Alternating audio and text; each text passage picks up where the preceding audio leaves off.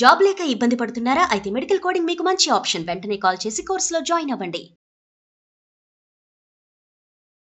చెప్పుడు మాటలు విని మనుషుల్ని పోగొట్టుకుంటే ఏం జరుగుతుంది? సో దీని గురించి ఒక చిన్న కథ. ఒకరోజు ఒక ఎద్దు దున్నేసి మొత్తం అంతా చేసి వచ్చి అలసిపోయి వచ్చి పడుకుంటుంది. కుక్క వస్తుంది. ఏంటి అలా పడుకున్నావు అంటే, రెస్ట్ కావాలి, ఇంక ఈ రోజుకి నేనేం పని చేయను అంటే. కుక్క వెళ్ళి గాడి దగ్గరికి వెళ్ళి చెప్తుంది, ఏయ్ విన్నావా? సరే ఈ గాడిద వెళ్ళి ఒక గొర్రె పిల్లకి చెప్తుంది, యజమానికి పని చేయదట. ఆ గొర్రె వెళ్ళి ఒక పంది పిల్లకి చెప్తుంది, నీకు తెలుసా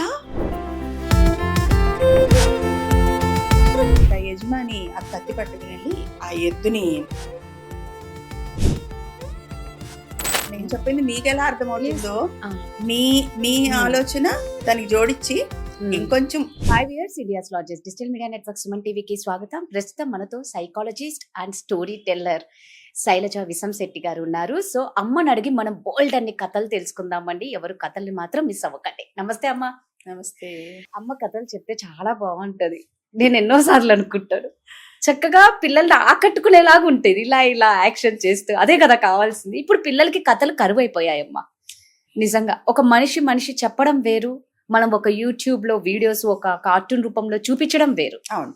సో ఈ రోజు మనం ఒక మంచి కథ మన ప్రేక్షకులకి ఇవ్వాలి అంటే, ఫస్ట్ అమ్మ, చెప్పుడు మాటలు విని మనుషుల్ని పోగొట్టుకుంటే ఏం జరుగుతుంది?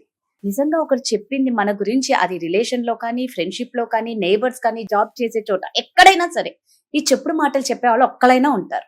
వాళ్ళ వల్ల వీళ్ళు మనుషుల్ని పోగొట్టుకుంటారు. అది ఎంతవరకు? సో దీని గురించి ఒక చిన్న కథ. తప్పకుండా మీరు మంచి కాన్సెప్ట్స్ తో వస్తూ ఉంటారు, వాళ్ళు అడుగుతుంటారు క్వశ్చన్లు నన్ను. అమ్మ అలా చెప్తారు. ఏం లేదు, ఇది పిల్లలకి చెప్పేటప్పుడు కానీ పెద్దలకి చెప్పేటప్పుడు కానీ మనుషుల్ని కనెక్ట్ చేసే కంటే చిన్నపిల్లల్ని చిన్నప్పటి నుంచి జంతువులు తోటి. తర్వాత ఈ కథలో ఇంకొక విషయం ఏంటంటే, ఇవాళ రేపు మీరు వినుంటారు చైనీస్ విస్పర్ అంటారు. చైనీస్ విస్పర్ అంటే ఒకటే మాట నేను వచ్చి మీకు చెప్తాను, మీరు వచ్చి ఇప్పుడు మన కెమెరామ్యాన్ ఉన్నారు వారికి చెప్తారు, వారు వచ్చి ఇంకో సెకండ్ కెమెరామ్యాన్ ఉన్నారు వారికి చెప్తారు, వారు వచ్చి మన హెడ్ ఎవరు ఉంటారు వారికి చెప్తారు, వారెళ్ళి ఇంకా క్రియేటివ్ హెడ్ ఎవరికో చెప్తారు. సో ఒక్కొక్కరు ఇలా చెప్పుకుంటూ వెళ్తూ ఉంటే ఆ మాట మీకెలా అర్థమైంది, వారికి ఎలా అర్థమైంది, ఇంకొకరికి ఎలా అర్థమైంది, వాళ్ళు ఏ సెన్స్ లో తీసుకున్నారు, వి డోంట్ నో కదా. సో అలాంటి కథ అన్నమాట. ఒకరోజు ఒక ఎద్దు పొలంలో బాగా అలసిపోయి వచ్చి అంటే దున్నేసి మొత్తం అంతా చేసి వచ్చి అలసిపోయి, ఇలాంటి ఎండాకాలం వచ్చి పడుకుంటుంది. పడుకుని అప్పుడే ఆ ఇంటి వాళ్ళ యజమాని పెంచే కుక్క వస్తుంది. ఏంటి అలా పడుకున్నావు అంటే, చాలా అలసిపోయాను, నా ఒంట్లో ఇంత కూడా శక్తి లేదు, నాకు కొంచెం రెస్ట్ కావాలి, ఇంక ఈ రోజుకి నేనేం పని చేయను అంట. అనేసరికి కుక్క వెళ్ళి గాడి దగ్గరికి వెళ్తుంది. గాడి దగ్గరికి వెళ్ళి చెప్తుంది, ఏయ్ విన్నావా ఆ ఎద్దు ఏమంటుందో అంటే, ఏమంది? ఇంకా పని చేయదట, ఇహ పనికి రానంటోంది అని చెప్పేస్తుంది. సరే ఈ గాడిద వెళ్ళి ఒక గొర్రె పిల్లకి చెప్తుంది, ఏమని? అదట ఇంకా మన యజమానికి పని చేయదట, దానిలో బాడీలో శక్తి లేదట దానికి, అసలు యజమాని దాన్ని బాగా వాడేసుకుంటున్నాడంట. సో ఇలా మాట్లాడేటప్పటికి ఆ గొర్రె వెళ్ళి ఒక పంది పిల్లకి చెప్తుంది, నీకు తెలుసా ఆ ఎద్దు స్ట్రైక్ చేస్తోంది మన యజమాని మీద, చాలా ఎక్కువ పని ఇస్తున్నాడట, దానివల్ల కావట్లేదట, దాని ఒంట్లో శక్తి అంతా అయిపోయిందట, పైగా అది అద్భుతంగా తయారైంది, అంతేనా పనికి రాకుండా ఉంది, అందుకే ఈ మాటలన్నీ చెప్తోంది. ఇంకా ఈ పంది ఏం చేస్తుంది, ఒక కత్తి పట్టుకెళ్ళి యజమానికి ఇస్తుంది. మీకు తెలుసా అండి ఏమైందో?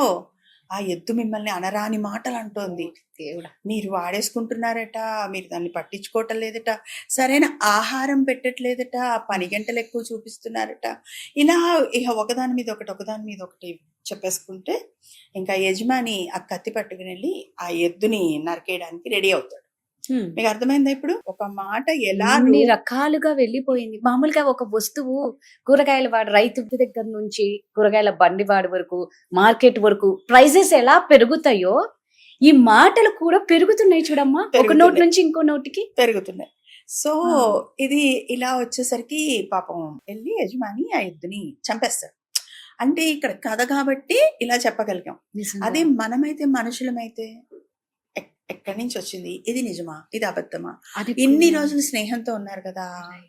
అనే ఒక్క ఆలోచన రాదు కదా. కాదు. వాళ్ళు అలా అన్నారు నీ గురించి అనగానే మనం ఇంక లోపల నుంచి ఆవేశం తెచ్చేసుకుని నేను ఇంతేనా, నేను ఇంత చేశాను, అంత చేశాను, అవును. నా గురించి ఇలా అంటారా అనేసి మనం ఫ్రెండ్షిప్స్ కాదు, మీరు అన్నట్టు అన్నదమ్ముల మధ్య, అక్క చెల్లెల మధ్య, అన్ని relation- తల్లిదండ్రులతో పిల్లలకి అవునమ్మా. కూడా తేడాలు వచ్చేస్తూ అవును. ఉంటాయి. అవును. సో దీన్ని మనం ఏమంటామంటే చైనీస్ విస్పర్ అంటాం. Hmm. మేము ఇది స్కూల్స్కి వెళ్ళినప్పుడు పిల్లలతో ఆడిస్తాం. Hmm.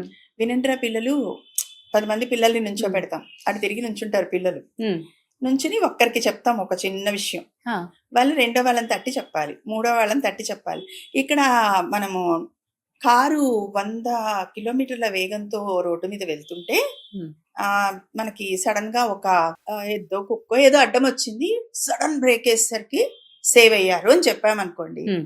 ఆ చివరి 10th వాళ్ళు ఉంటారు కదా, ఒక 10 ఆ. మంది పిల్లల్లో ఇవాళ ఎద్దును కొట్టేశారని చెప్పేస్తారు. అసలు కారు ఉండదు, అందులో ఇది ఉండదు, ఏముండదు. అలాంటి అంటే పిల్లలే చూసారా? కాదు ఎవరైనా కూడా. నిజంగా ఆ So, నోటి మాట అన్ని రకాలుగా అంటే ఇక్కడ అర్థం చేసుకోండి కెపాసిటీ. కరెక్ట్ అమ్మా.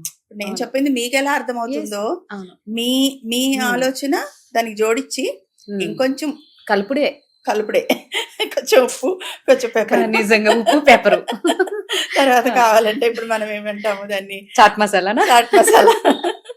సో నిజమే. ఎలా అయినా తయారు చేయొచ్చు. సో ఇలాంటి కథలు ఎందుకు చెప్పాలి పిల్లలకి అంటే దే షుడ్ అండర్స్టాండ్. ఎదుగుతూ ఉన్నప్పుడు పిల్లల మనసుల్లో, అందుకే చెప్తూ ఉంటాం, నేను ప్రతి చోట చెప్పేది అదే పేరెంట్స్కి, చిన్నప్పటి నుంచి మీరు ఇంగ్లీష్ పుస్తకాలు చదివించి ఇంకేదో కాదు, మన మన నేటివిటీ ఉన్నవి, జీవితంలో ఉపయోగపడేవి వాళ్ళతో రాత్రిపూట ఒక్క 10 నిమిషాలు కూర్చోండి అని చెప్తూ ఉంటాం అనమాట. నిజమమ్మా. సో ఇలాంటివి విన్నప్పుడు, అంటే ఇప్పుడు నిజంగా చెప్పాలంటే మీరు అన్నారు కార్టూన్స్ చూపిస్తారు, Hmm. విజువలైజేషన్ వరల్డ్ లోకి వెళ్ళిపోయిన తర్వాత Hmm. పిల్లలు కనెక్ట్ అవ్వట్లేదు అంటున్నాం. కానీ కనెక్షన్ తెచ్చుకోవాలంటే బుక్ రైట్ బుక్కే అమ్మా. బుక్ మీరు అడిగితే ఈవెన్ ఇప్పుడు ఈ మెటా ఇవన్నీ ఉన్నాయి కదా, మీకు అవును. మీరు ఇచ్చిన కథకి బొమ్మలు కూడా వేసి పెడుతుంది. అవును. సో మీ పిల్లల దగ్గరికి వెళ్ళి ఆ బొమ్మలు చూపించి కూడా యూ కెన్ టెల్ దెమ్. అంటే అమ్మ ఇప్పుడు మా అమ్మ కథ చెప్పడం వేరు, యూట్యూబ్ లో ఏదో చేసుకొని వీడియో ఎవరో చెప్పింది వినడం అంటే లైక్ బొమ్మల రూపంలో వేరు కదా.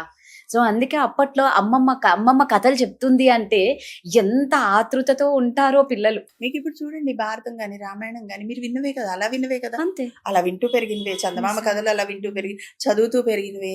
మనం అంటారు చందమామలో ఉన్నవి జీవితంలో ఉన్నాయి జీవితంలో అంటారు. ఉన్నాయి అని. అవును. సో నిజమే. పిల్లలకి కథలు ఎందుకు చెప్పాలి, పెద్దవాళ్ళు కూడా ఎందుకు వినాలి అంటే వినాలి. కథ రూపంలో మనకి కావలసిన ఆ జీవన సత్యాలు వెళ్ళిపోతూ ఉంటాయి బ్రెయిన్ లో. అందులో కొందరు కథలు చెప్తే కళ్ళకు కట్టినట్లుంటది, మీరు చెప్తే మాత్రం నిజంగా కళ్ళకు అది మీ కట్టినట్టే అభిమానం. ఉంటది. లేదు ఒకసారి నాకు కోతి కథ చెప్పారు, అసలు ఇప్పటికే ఆ కోతి పిల్లి కథ ఇలా కోతులు పిల్లలు కనిపిస్తూనే ఉంటాయి. సో నిజంగా చాలా బాగుంది. ధన్యవాదాలు నాన్న. సో మళ్ళీ ఇంకో కథ చెప్పుకుందాం. తప్పకుండా. థ్యాంక్ యూ అమ్మా. వెల్కమ్.